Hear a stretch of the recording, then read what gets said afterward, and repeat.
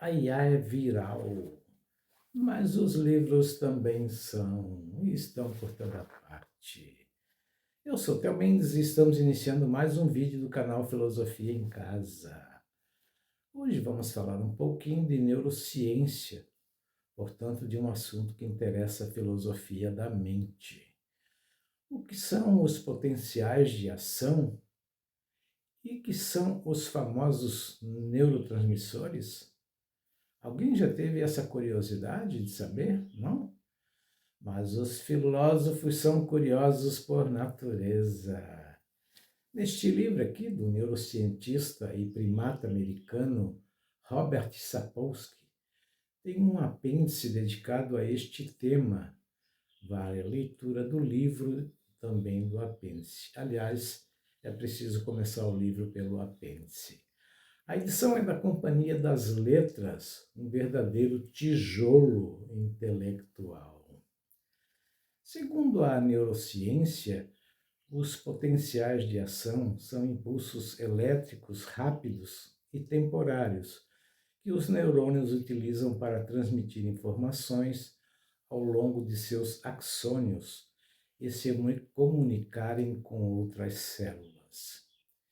Então, os potenciais de ação representam a base de toda a nossa atividade cerebral, desde um pensamento até um movimento físico. Vamos ver como isso funciona? É meio complexo, mas vale a pena. O processo ocorre devido à movimentação de íons, que são partículas carregadas eletricamente, através da membrana do neurônio. Ele segue 4 fases principais. Vamos ver essas fases. A fase de repouso.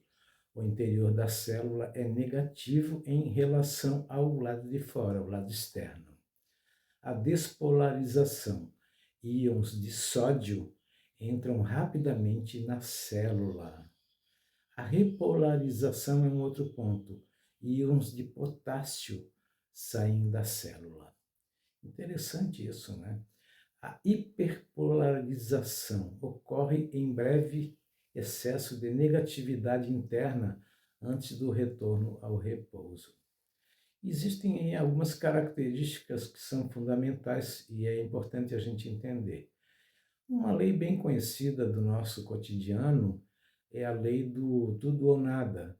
Ela também ocorre no nosso cérebro. Vamos ver isso? Como é que ocorre essa lei do tudo ou nada?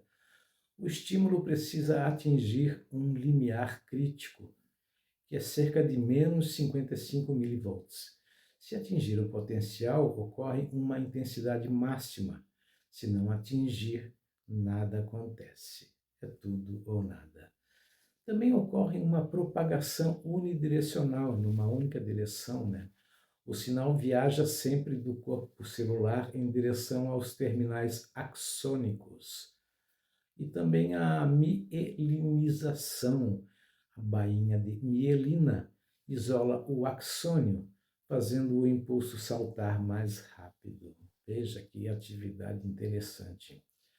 Após o potencial de ação atingir o final do neurônio, os neurotransmissores atuam como mensageiros químicos que atravessam a fenda sináptica para transmitir, amplificar ou modular os sinais entre o neurônio emissor, que é o pré-sináptico, e a célula receptora, que é a pós-sináptica.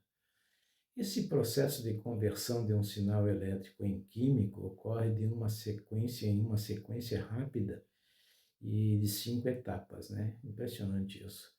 Primeiro, né, a liberação dos neurotransmissores. Vejam que interessante isso. Os neurotransmissores, eles trabalham a partir da chegada do impulso. O potencial de ação atinge o terminal axônico. E é isso aí. Então, entrada de cálcio, ocorre a entrada de cálcio. A eletricidade abre canais de cálcio, que é o Ca2+, dependentes de voltagem. A fusão das vesículas. O influxo de cálcio faz as vesículas sinápticas, que são bolsas, né, que guardam os neurotransmissores, se fundirem à membrana celular. E que interessante isso, né? Ocorre também a exocitose. Os neurotransmissores são despejados no espaço físico entre as células e as fendas sinápticas. O segundo ponto é a ligação aos receptores. Os receptores pós-sinápticos ocorre a partir da difusão. Os neurotransmissores navegam pelo fluido da fenda sináptica. Também há o encaixe, eles se ligam aos receptores específicos na membrana da célula vizinha, funcionando como um sistema de chave fechadura, ou seja, num encaixe perfeito, né? Os tipos de resposta. Receptores lonotrópicos abrem canais de íons diretamente, gerando uma resposta elétrica ultra rápida. Os receptores metabotrópicos, eles ativam as proteínas internas, que são as proteínas G, gerando cascatas químicas mais lentas e duradouras. O terceiro ponto é a geração do efeito, né, que é excitação ou inibição, dependendo do neurotransmissor e do receptor ativado. O sinal pode seguir dois caminhos na célula. Os caminhos seguintes, né, são o potencial excitatório, que são os PEPs, né, entram íons positivos, como sódio, e aproximando o neurônio de um novo potencial de ação. Exemplo, a atuação do glutamato, que é um potencial, e também tem um potencial inibitório, né, que são os PIPs. Entram íons negativos, como o cloro, ou saem positivos, como o potássio, hiperpolarizando a célula, impedindo que ela dispare. Exemplo, a atuação do GABA, né? E o quarto ponto é a limpeza da fenda sináptica ou inativação. Para que o sistema não fique permanentemente estimulado, os neurotransmissores precisam ser removidos rapidamente da fenda por três mecanismos. Vamos ver esses três mecanismos. Recaptação. Proteínas transportadoras recolhem o neurotransmissor de volta para o neurônio original, né, para ser reutilizado. E também por degradação enzimática. Enzimas específicas destroem o neurotransmissor na própria fenda sináptica. Exemplo, a acetilcolinesterase, que é a quebra de acetilcolina. O outro ponto é a difusão, né? O mensageiro simplesmente se espalha para fora do espaço sináptico e é absorvido por células da glia, que são astrocitos. A neurociência é de fato uma ciência muito especial, justamente por mostrar como funciona este órgão tão complexo do corpo humano.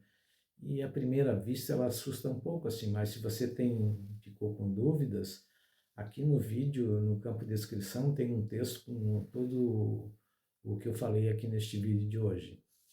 E se você achou esse tema complicado, então experimente assistir o vídeo novamente. No vídeo há também essa descrição que eu falei, né? E vale a pena dar uma olhada nisso, porque para ser um filósofo você precisa satisfazer a sua curiosidade, não é verdade? Se você gostou deste tema, deixe seu like aqui no canal,